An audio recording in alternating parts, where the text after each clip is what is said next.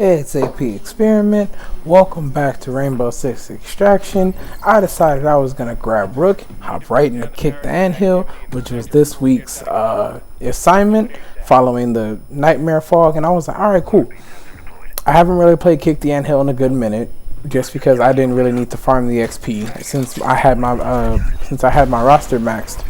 So I decided, alright, cool, I'm just going to hop into it. I'm going to farm up some XP right quick, because that's pretty much all anyone really uses this for. I got in here with a fuse and a pulse, which are usually staples for something like this, just because you want to see what the nests are, and you want to use the fuse to kind of just blow through everything, because that's, his main talent is just blowing things to bits.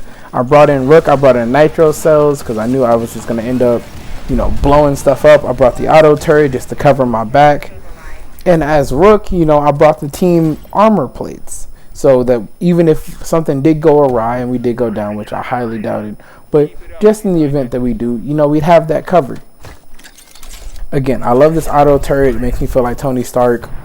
I was using the V308 rather than the HK417, which I normally use, just because I decided I wanted to kind of just be a little bit more automatic with this rather than, using the marksman rifle and kind of just doming stuff. Even though the marksman rifle does more damage, having a 20 bullet clip rather than the 40 bullet clip that's on the V308 just made that an easy decision for this call, just because I like to change things up as well.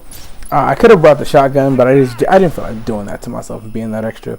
I rarely ever use the shotguns in this game. One, because I'm poor with the shotgun. It's been that way with every SPS game. I don't know what makes shotguns my kryptonite, but they are. If you want to go back into the playlist, which will be displayed at the end of the video, I have a couple videos where I really did try a challenge just to see if I can get through a whole incursion with a shotgun. And yeah, so if you want to go see that, that'll be in the playlist. The playlist is about 130 something. It should be about 132 to 133 videos in, just because I've literally been playing this since day one, recording videos of it since day one, making content for it since day one, just because I really have been enjoying this game. But yeah, I was smoothly getting through things, not taking too much damage. The team seems to be very good at distributing the health kits and the different react cases, the ammo cases.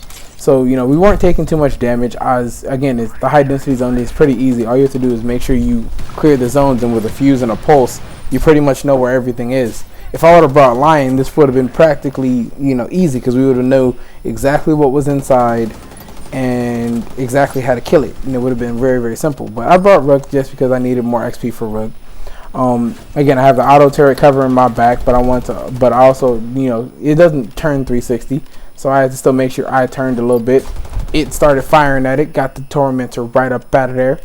Real simple. Like Tony Stark, I had to get my suitcase and dip. I was low on ammo, but the density zone got cleared. We got in and out just like that, in and out. So now we're on the last two. Very, very simple. It's literally, as soon as you open the airlock doors, you're basically facing the high density zone. So it's not like it's anything crazy. I decided that ripping a hole, basically just ripping the mat off, is a lot simpler than doing anything else. And I realized the fuse took a different route rather than the one I was at. So I was like, alright, cool. At first, I'm just going to shoot through the door. Realized that there was a giant smasher there looking to just stomp me. Absolutely just tramples on my auto turret like it's a kid's toy. So I'm like, alright, cool. Now I'm playing cat and mouse with a big boulder. And I'm like, alright, I got to trick you. So I'm like, I'm not going to take this simple damage. I'm going to walk in a circle.